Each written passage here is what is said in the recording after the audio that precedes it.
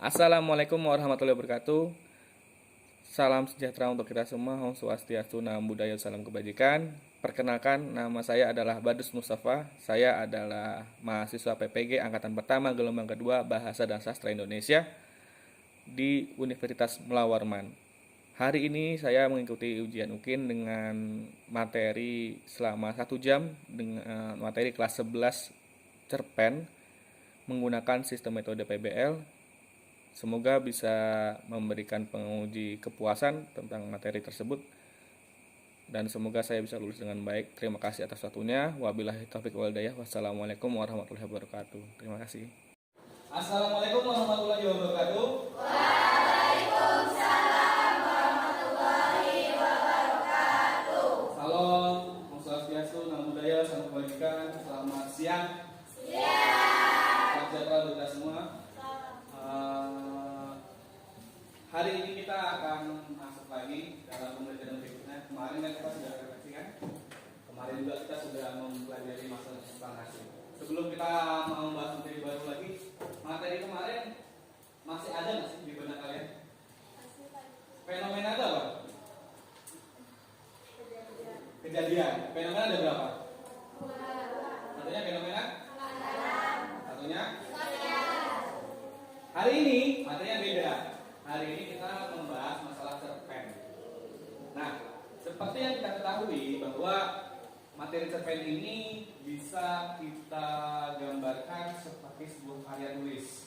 Kan karya ada dua ya, karya seni sama karya tulis. Nah, cerpen ini termasuk dalam karya tulis. Nanti kita akan membandingkan nih antara bedanya drama, bedanya roman, bedanya cerpen, bedanya novel itu apa. Tapi sebelum itu saya mau absen dulu. Ada nggak absen? Saya panggil ya. Ada yang nggak turun nggak? Ada. Siapa? Yang cowok. Yang cowok. Kemana kan? Dari kemana? Terus. Saya absen ya.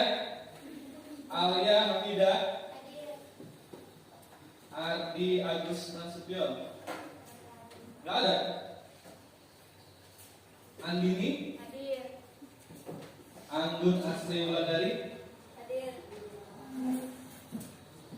Ayu Dalsari. Oke. Dian Nurhanisa. Hadir. Negeri.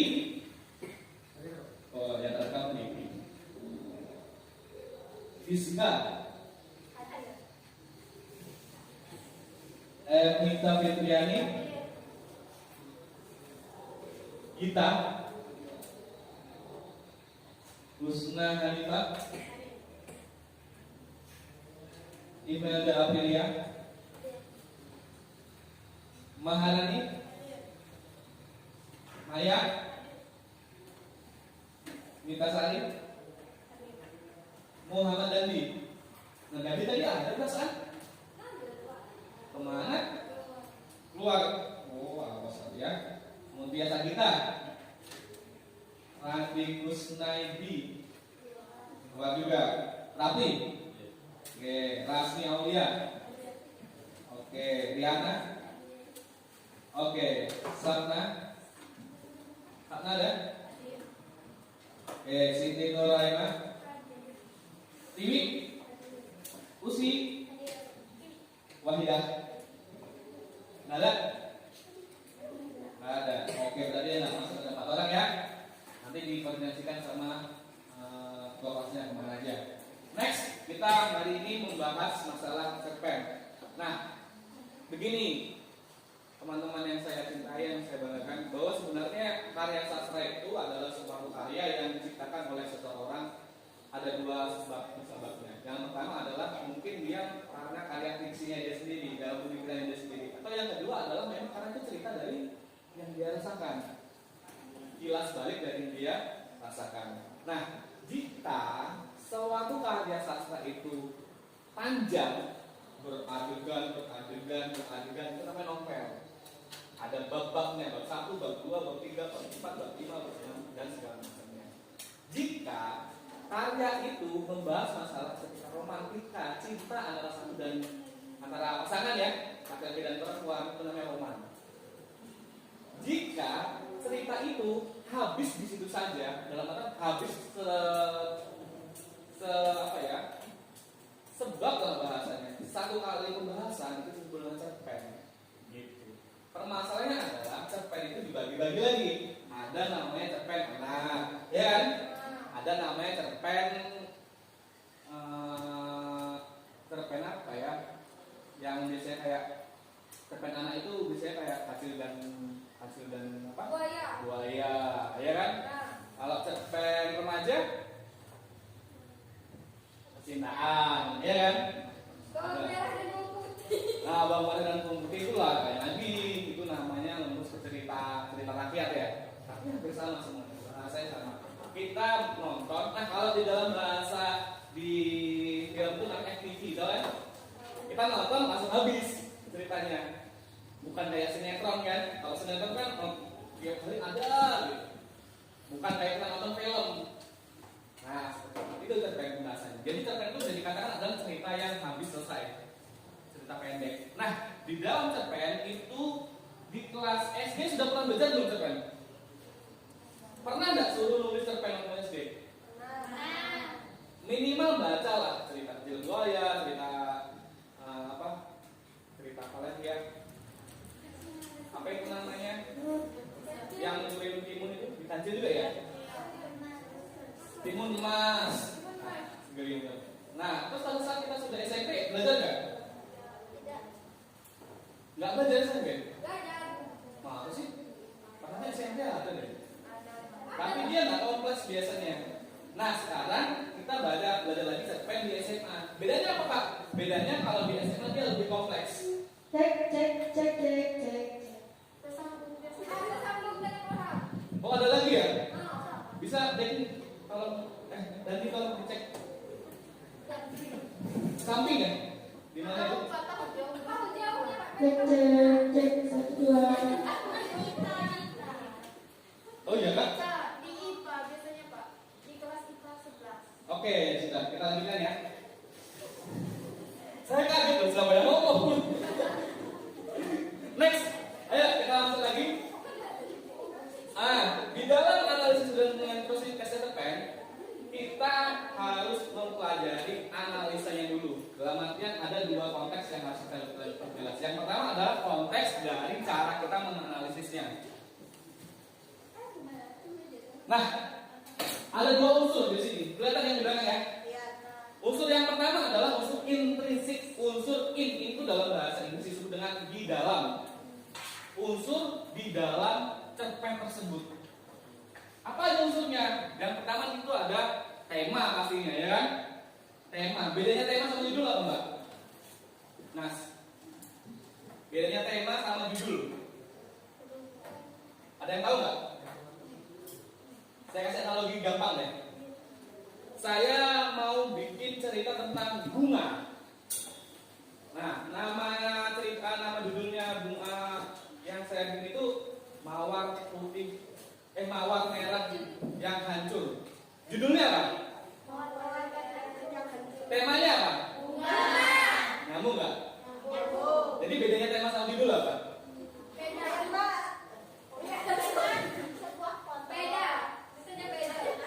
Saya kasih analogi lagi ya. Saya kasih analogi yang lebih gampang lagi ya. Saya ingin menceritakan tema tentang pelajar. Terus judul cerpennya adalah Aku Tak Bisa Melihatmu Lagi di Bangku Itu. Nah, sekarang pertanyaan saya, judulnya apa?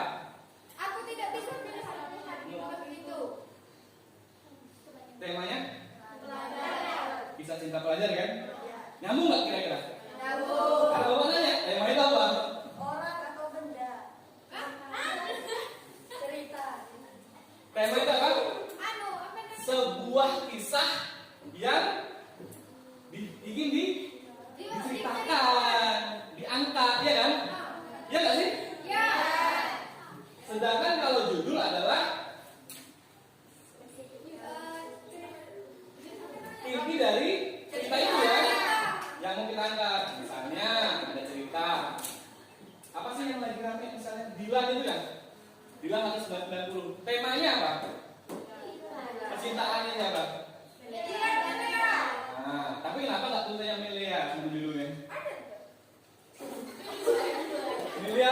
90 misalnya. Kenapa nggak gitu? Karena aku tahu kita namanya Dilan.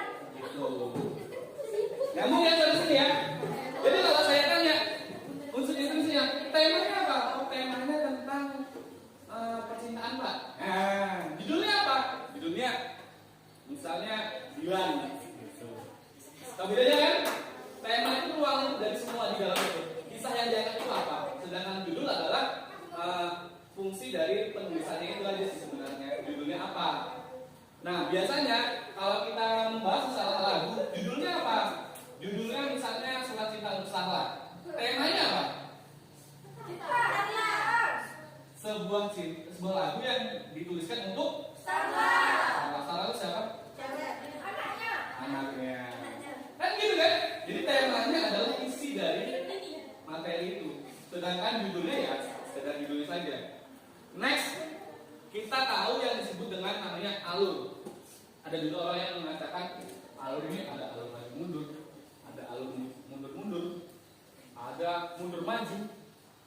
Apa sih maksudnya? Paham nggak kira-kira? Tahu nggak sih alur itu apa? Jalan cerita, benar. Example pertanyaan seperti ini. Kamu pernah nggak sih melihat suatu film? Dia itu udah dewasa. Flashback namanya. Itu alurnya apa? Mundur, maju kan? Dia menceritakan kisah masa lalunya dia, tapi dia sudah jadi. Itu namanya disebut dengan alur. Atau kita ceritakan lagi alur yang lain. Misalnya dia dari kecil sampai dia dewasa. Maju. Itu yang disebut dengan alur. Jadi arah dari sebuah film itu seperti apa? Flashback kah atau dia mundur? Next, kita ada masuk yang namanya latar. Latar ini ada banyak. Ada latar tempat, ada latar waktu, latar tempat, latar waktu, suasana, apalagi. Saya mau bikin film tentang indahnya Jepang. Latarnya gimana? Latar tempatnya Jepang. Terus ada bunga sakuranya, ya kan? Pakai kimono semua, ya kan? Saya mau bikin film tentang peradaban orang transmigrasi dari Jawa. Latarnya apa? Latarnya apa? Saya bilang ya, ada orang transmigrasi dari Jawa. Latarnya apa? Hutan. Loh, kenapa di hutan? Karena orang transmigrasi kan di hutan kan? Sawit. Kan gitu ya? Saya ulangi lagi yang agak gampang. Saya mau bikin cerpen atau film tentang pedesaan. Latarnya apa? Kebun, sawah. Nyambung nggak? Latar itu lebih ke tempatnya itu. Yang diangkat apa? Dan itu harus nyambung sama ceritanya. Permasalahannya adalah tidak semua orang bisa menggambarkan latar itu dalam suatu tulisan. Kenapa? Karena ada yang namanya diksi di situ, pilihan kata yang tepat. Yuk, saya akan menggambarkan. Pernah nggak sih kalian apa sih ikonik yang bisa melihat? Tidak. Nggak pernah saya. Yang di sini. Apa itu namanya yang lucu itu? Apa sih desa tempat nongkrong itu? Sering tabes. Nah, sekarang kalau saya suruh, bisa nggak kamu menggambarkan sering tabes dalam tulisan? Susah. Tapi yuk kita bahas. Saya akan menggambarkannya. Kita masuk latar waktu dulu. Sore, pagi, atau siang? Biasanya orang-orang bilang gini, saat itu kan gitu ya. Itu kalau kalau yang masih biasa. Tapi kalau karena kita berhubungan dengan waktu, maka kita akan membahas tentang latar sore. Sore itu apa sih? Sore itu gimana sih? Panas nggak di badan? Suasana pada hari itu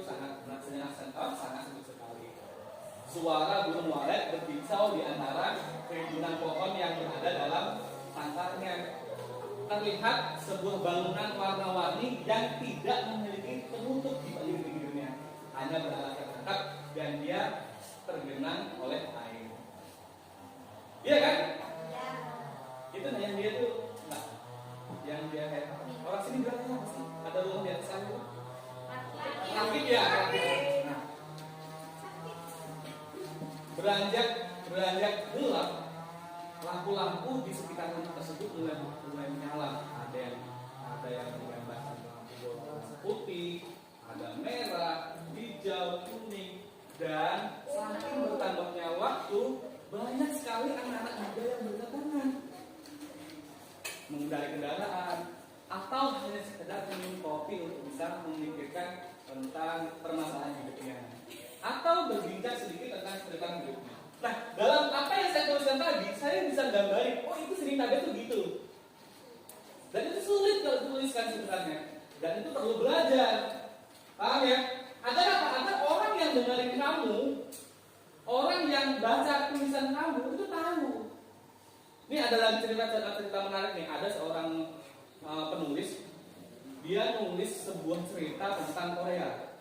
Dia cewek kebetulan, orang Indonesia. Dia suka tentang Korea. Dia ceritakan detail tentang Korea itu seperti apa. Di sini ada bangunan ini, di sini ada pantai ini, di sini ada tempat yang menarik ini. Padahal dia belum pernah sama sekali di Korea. Kok bisa? Dari YouTube dia bilang. Tapi cara dia nulis itu benar-benar bisa merasakan, oh ini gini kan Korea itu gitu. Maybe di antara semua saya juga kita belum pernah merasakan yang namanya salju ya kan. Tapi bisa nggak sih kalau menggambarkan salju itu seperti apa gitu? Dalam tulisan bisa kan? Ya pasti dingin kan? Nggak mungkin kalau udah panas kan? Segumpalan putih bening tiba-tiba muncul 1 titik, 2 titik, 3 titik, hingga lama-lama menjadi sebuah hujan salju tepat berada di mataku setelah aku membuka pintu. Betapa bahagianya karena baru kali ini bisa merasakan salju. Aku berlari kencang dan melompatkan diriku ke jalanan. Ya bukan maksudnya bunuh diri. Karena di jalanan kan rata-rata salju semua. Hingga aku lupa, aku ditertawakan oleh anak kecil di seberang sana. Kalau dianggapnya aku seorang anak-anak. Orang lintas. Orang gila. Kan gitu ya? Ya kan orang Indonesia kan kayak gitu kan? Keluar negeri kan? Oh yang umumnya kita nggak pernah tahu. Oh empat aja. Kalau di jalanan ya, diketawain orang. Apa tuh? Stupid gitu kan? Gitu. Nah, itu yang harus kita pahami tentang latar. Itu latar ada latar tempat, suasana, waktu dan sebagainya. Next kita bisa masuk lagi yang disebut dengan penokohan. Nah, penokohan ini kalau di dalam cerpen itu tidak kompleks, tidak terlalu sekompleks novel. Kalau novel karakter-karakternya kuat banget. Karakter utama Habibie, karakter utamanya Ainun. Karakter figurannya ini kompleks banget. Kalau kita tahu Naruto kan kompleks banget ya. Naruto, terus ada Sakura, ada Sasuke, ada sampai musuhnya itu kompleks banget ceritanya.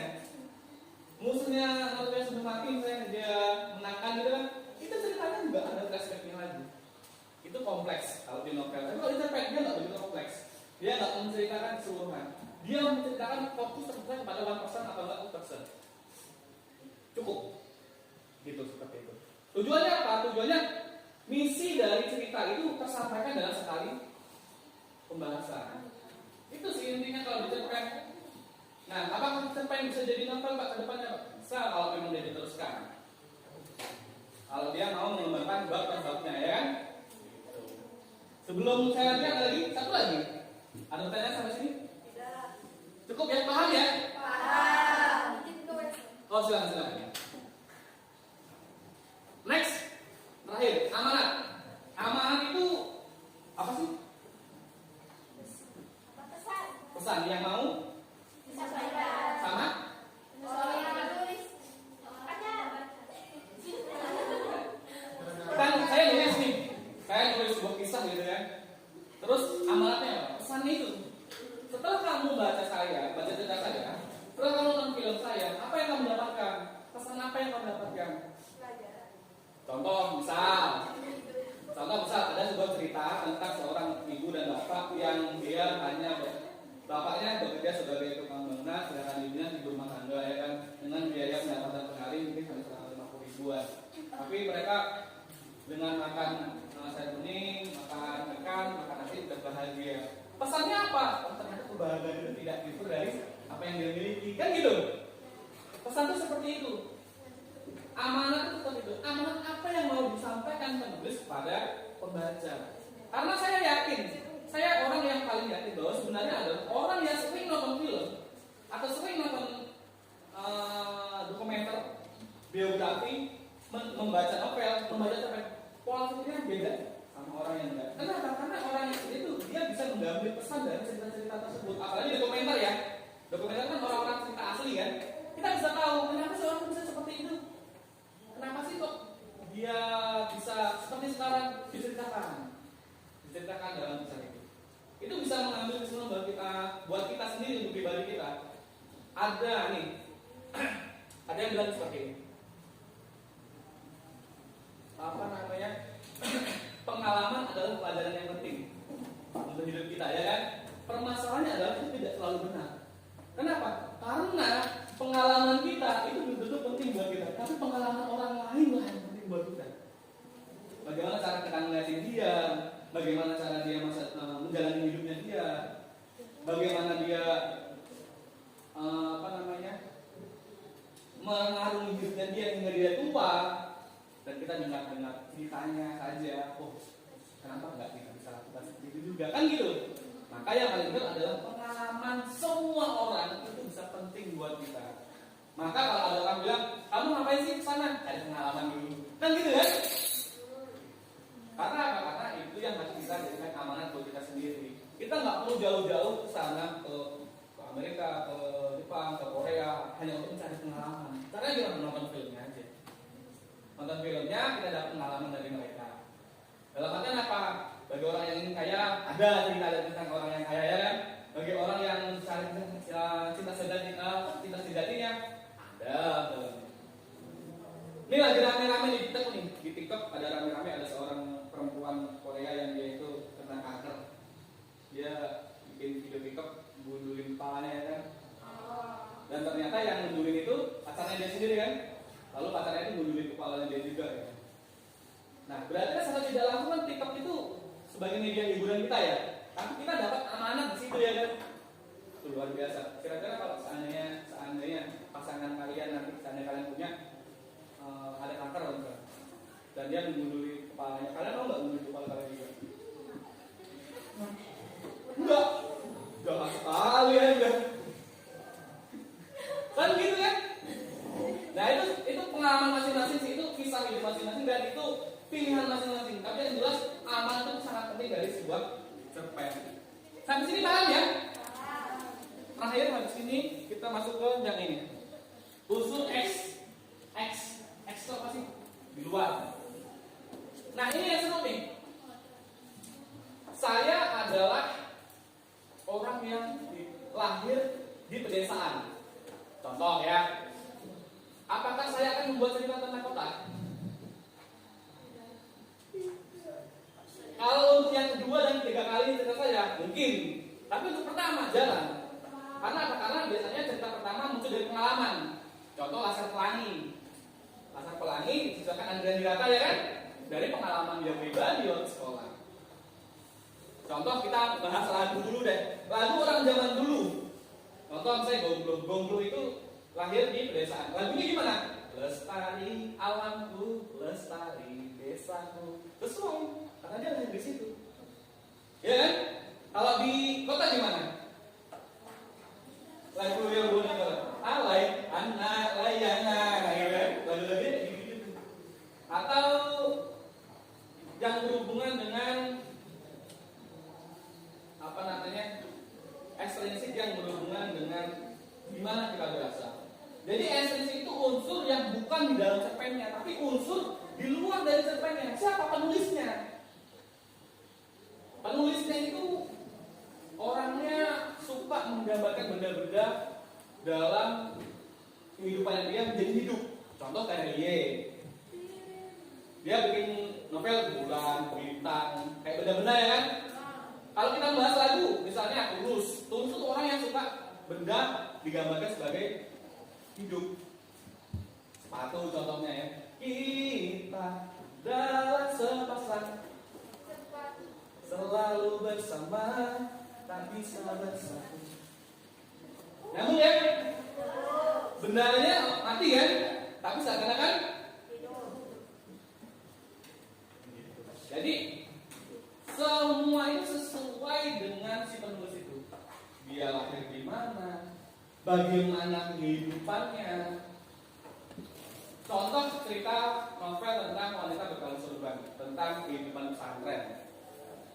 Tiba-tiba yang menulis ya, penulisnya misalnya kebetulan orang Afrika yang beragama Buddha misalnya. Nyambung nggak kira-kira? Nggak nyambung. Kenapa? Karena tidak tahu lingkungan pesantren seperti apa ya kan? Nah, satu penulisnya pasti dia adalah orang pesantren. Gitu. Nah, kalian sendiri pernah nggak sih nonton film Indonesia sebelumnya? Apa yang paling kalian suka? Laskar Pelangi paling nyata kelihatan ya. Dan sekarang kenyataannya Laskar Pelangi menjadi suatu point of view di Belitung ya kan. Apalagi selain Laskar Pelangi? Dua Garis Biru. Ada tanda menikah duluan. Dua Garis Biru. Kira-kira penulisnya itu orang apa? Orang Indonesia. Di kota apa di desa? Kota. Kalau di desa kira-kira nama judulnya apa? Paling duluan.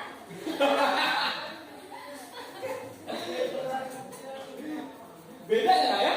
Beda kan? Kalau di kota, maaf, sebelum SMA menikah dianggap hal yang tidak baik. Di desa, lulus SMP juga sudah pada nikah juga nggak apa-apa. Kalau saya pribadi, ya itu semua tergantung pada si orang tersebut. Kalau saya yang namanya menikah itu adalah sesuatu yang baik, menikah itu adalah sesuatu yang tidak melanggar hukum, why not? Ya kan? Kalau saya, toh juga teman-teman saya kuliah juga rata-rata bawa anaknya juga. Paham gak sih ya? Nah, jadi nanti Bapak akan membagikan LKPD yang berhubungan dengan dua unsur ini. Tugas kalian adalah membuat kelompok seperti kemarin, lalu saya bagikan LKPD-nya, lalu analisis cerpen-cerpen yang saya bagikan kepada kalian. Nyambung ya? Silakan buat kelompoknya. Silakan dibuat kelompok yang kayak kemarin.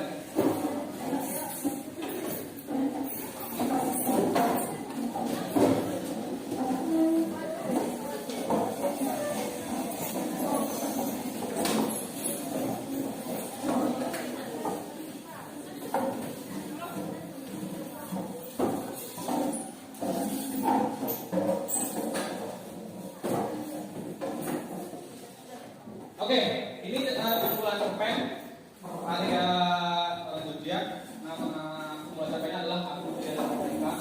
Kalian akan saya bagi cerpennya. Ini cerpen tentang romansa percintaan sebenarnya. Karena saya arahkan memang kalian agak berat sedikit daripada cerpen yang mana.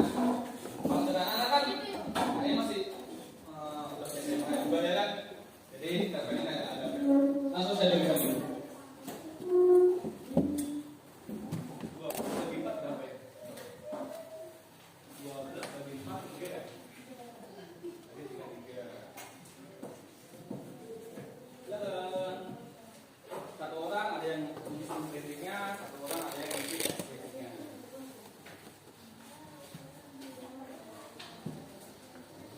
Kalau ada yang nggak bisa tanya aja ya.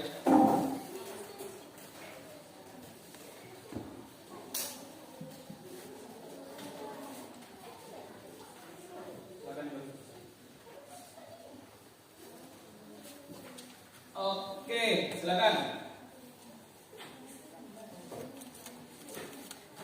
Lalu ini cerpennya.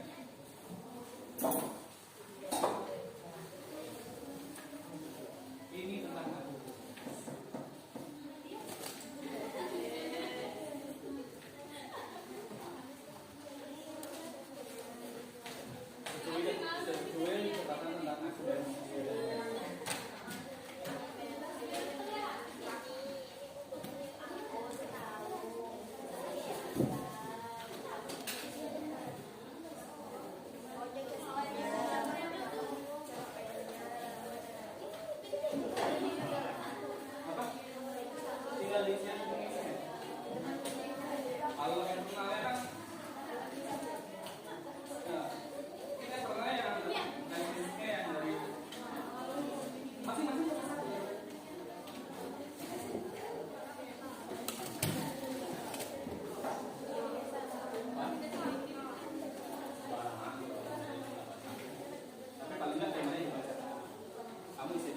aja dulu. Ada yang ketinggalan? Masih banyak nih. Ini. Ada lagi? Ini. Ada 2. Jangan satu-satu, ini satu bagian. Ya ini. Ini yang depannya. Oke, silakan. Setiap orang memegang satu LKPD, lalu saling membaca. Nanti kalau sudah diisi LKPD yang sudah disiapkan.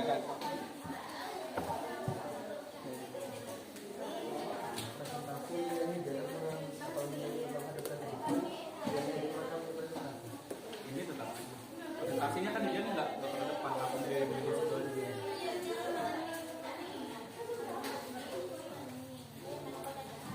Presentasi jam 12.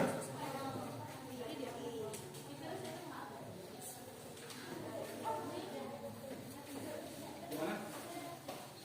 Silakan dibaca dulu, silakan dibaca cerpennya dulu biar yang. Saya kasih waktu 15 menit ya untuk baca cerpennya ya.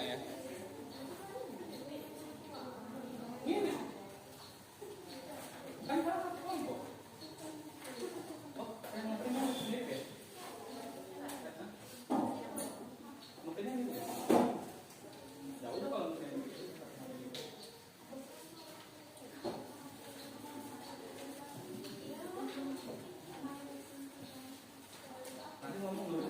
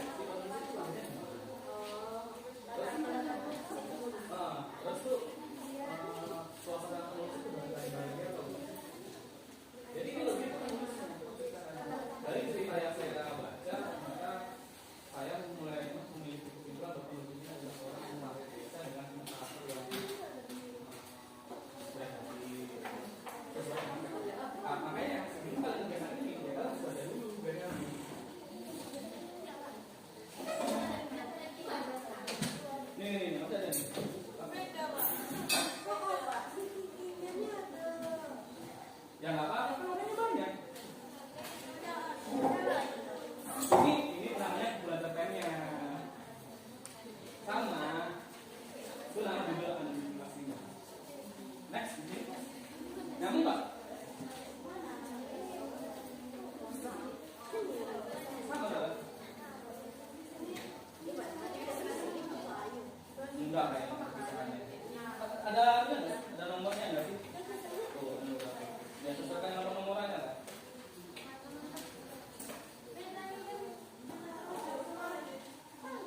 Nama juga tadi kan? Tiga lembarnya berarti kan? Sekarang bedanya ini sama ini. Nggak tahu kan? Sekarang dari tadi ada apa? Iki, please. Iki. Next. Ya, apa? Ya, pakarnya. Konfliknya ada nggak? Tahu konflik nggak? Tahu kan? Ayo. Ayo saya bantu. Ayo saya bantu yang nggak bisa yang mana.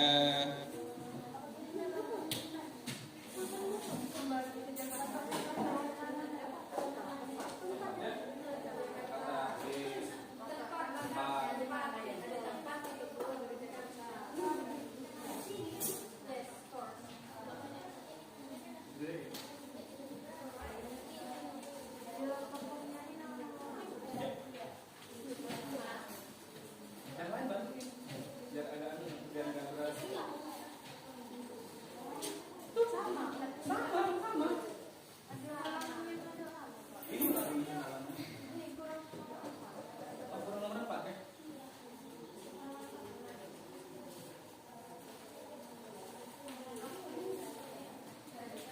Tuh, ini nomor 4 ya? Paling belakang. Itu aja. Nah, itu tadi tesnya.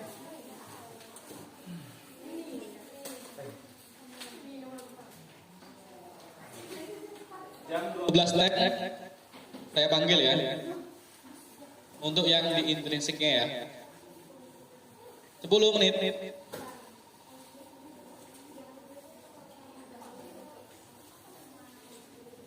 Ya kamu bilang dua pertama bulan kan pertama yang mana? Pertama ya bagi ini ya tokoh pribadi siapa?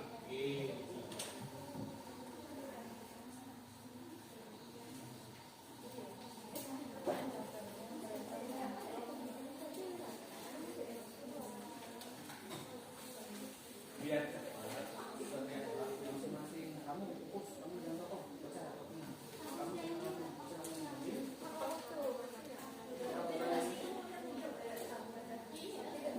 contoh kayak tokoh kan nggak baca aja yang satu nama tulis dan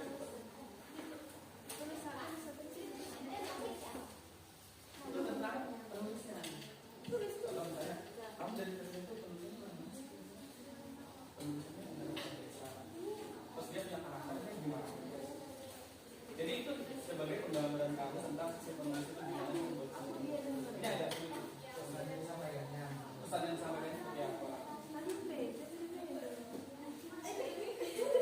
Mending daripada satu kan satu orang mengganti sedikitnya orang yang spesifik atau orang yang spesifik ya bagi dua tiga orang mungkin spesifik orang mungkin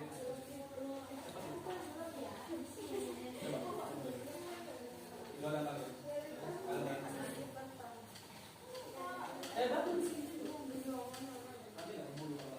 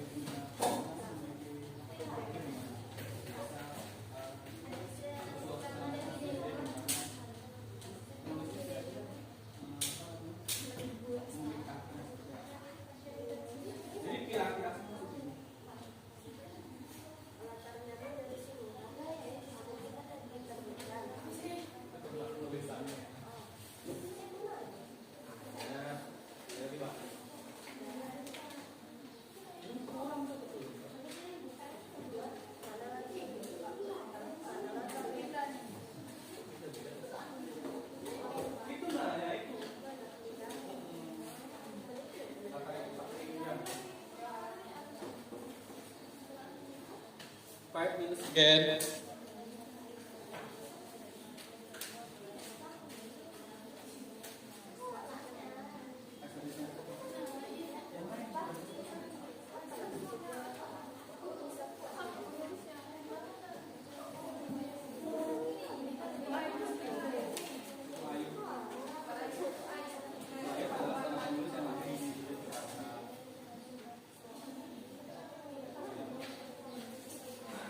Kamu nanti yang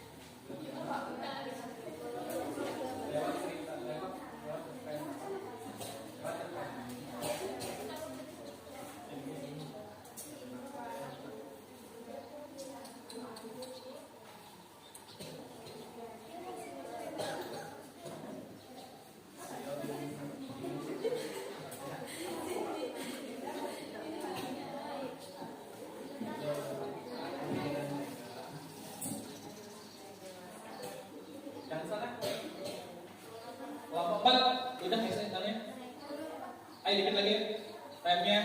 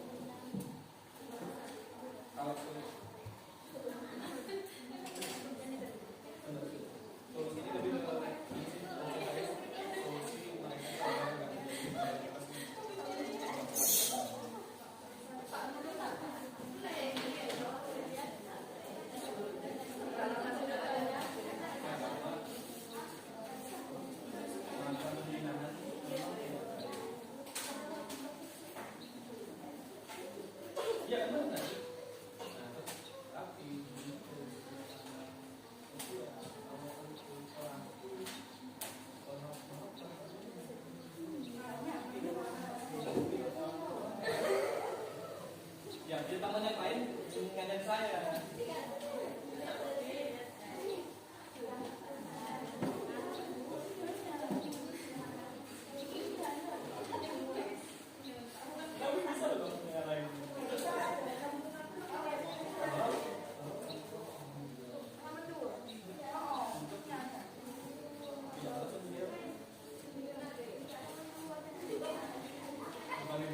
Saya jujur,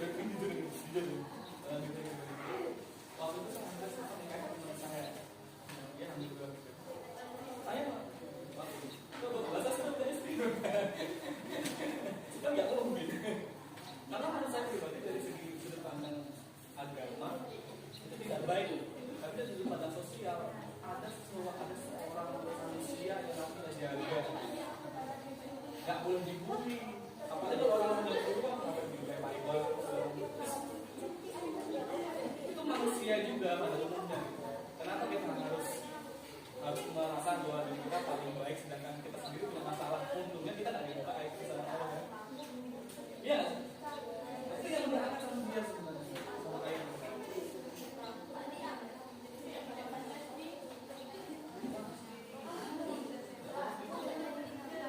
tidak harus didiskriminasikan. Dia juga manusia.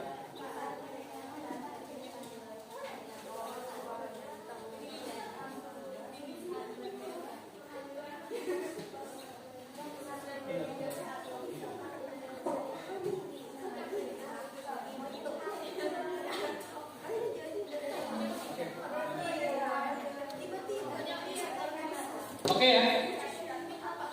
Semakin lama kita diskusi, semakin nggak selesai.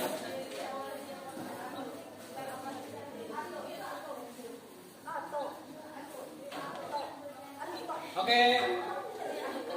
Sebelum kita masuk ke media presentasi, ayo kita evaluasi dulu deh. Kita evaluasi dari hasil diskusi kalian ya. Kita mulai dulu dari kelompok sini ya. Kalau apa namanya ini? Oh itu dulu. Kita lompat lagi. Oh gantian. Oke, dari kelompok Mas dulu ya. Dibacakan intrinsiknya sama dibacakan ekstrinsiknya. Satu-satu. Ekstrinsik satu orang, intrinsik satu orang.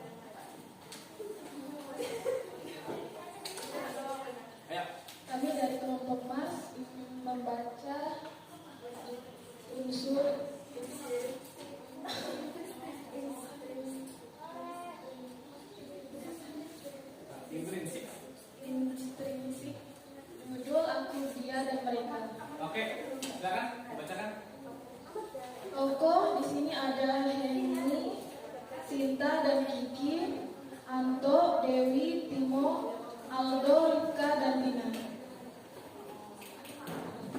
Latar tempat Jakarta waktu 2015 sampai 2017. Konflik Anto menghamili Dina sehingga Anto dan Dewi batal menikah.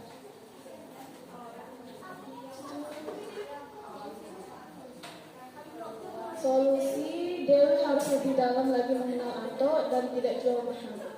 Oke, next eksplanasi. Eksplanasi. Tes basicnya.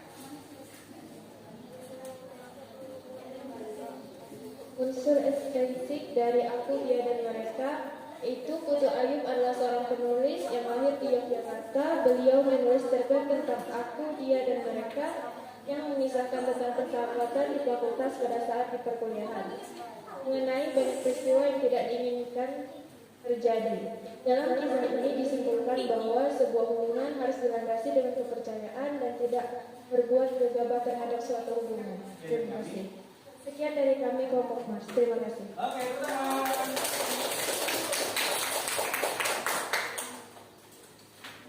Next ya, kelompok apa lagi? Silang. Oke, kita silang lagi. Bapak sini, sudah siap? Siap ya? Oke, silakan. 2 orang.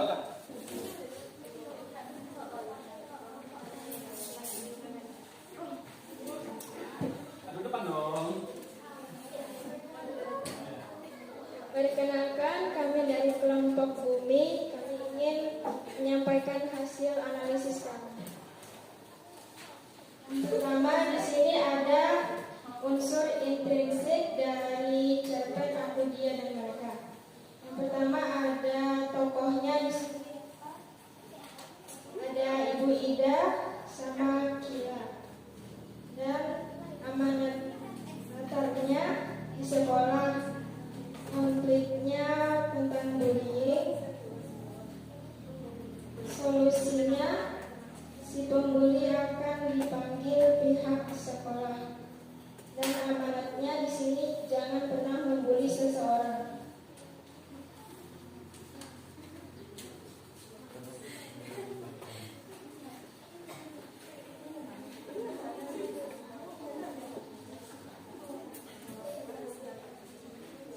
Dan unsur ekstensifnya yaitu Putu Ayub adalah seorang penulis yang lahir di Yogyakarta di lingkungan pendidikan. Lewat cerita pendek Aku, Dia, dan Mereka, beliau ingin menceritakan tentang bullying di lingkungan sekolah. Oke. Sekian dari kami, terima kasih. Oke, tepuk tangan. Jadi kalau kelompok tadi, kelompoknya Mas membahas tentang perselingkuhan di pertama ya, fakultas mahasiswa ya, sedangkan di sini ke sekolah ya. Oke, next, berikutnya. Silakan.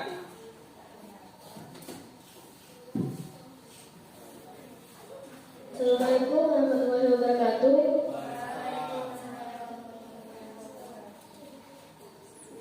Perkenalkan, kami dari kelompok 1 Plus. Nama saya Usi Sulistiawati.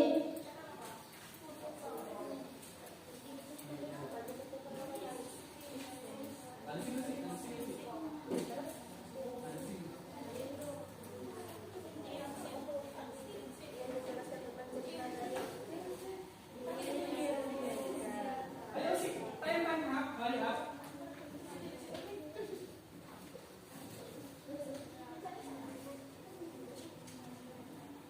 Kami menyampaikan tentang Aku, Dia, dan Mereka. Judulnya Aku, Dia, dan Mereka.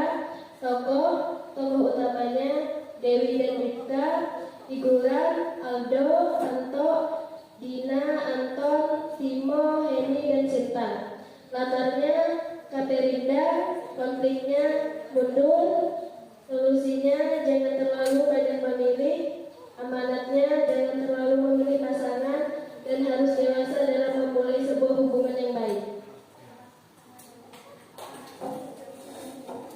Unsur ekstensif dari cerpen Aku, Dia, dan Mereka. Asal penulis dari Yogyakarta, beliau bernama Putu Ayub. Lewat cerpen ini tentang Aku, Dia, dan Mereka, beliau ingin mengangkat suatu gambaran tentang fenomena pergaulan remaja. Dilihat dari sudut pandang agama, melakukan perzinahan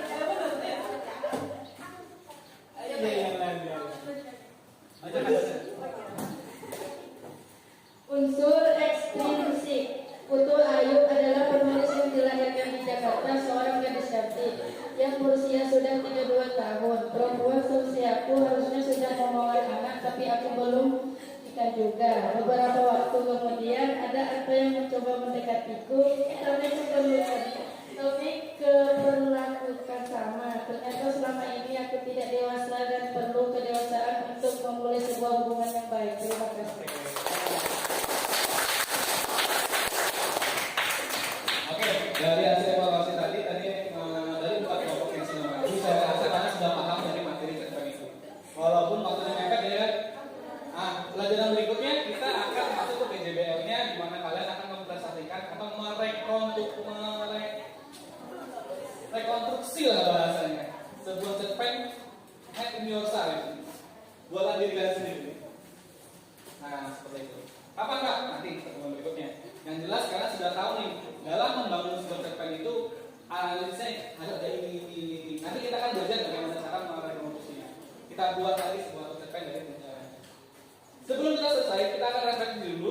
Nah, dari hasil pembahasan tadi saya ada melihat beberapa orang yang kebingungan. Salah satunya contohnya misalnya dari kelompoknya sini tadi ada kebingungan. Menurut kalian permasalahan yang paling sulit dari materi ini apa sih? Ada nggak? Kenapa? Sulit mencari kita Natal ya? Atau karena cara saya mengajarnya ini sulit? Dari ceritanya ya? Berarti saya harus mencarikan cerita yang agak lebih mudah lagi nanti ya. Oke, sekian dari saya rasa sudah cukup untuk hari ini. Terima kasih atas waktunya. Kita ketemu di lain kesempatan. Assalamualaikum warahmatullahi wabarakatuh dan selamat. Assalamualaikum warahmatullahi wabarakatuh.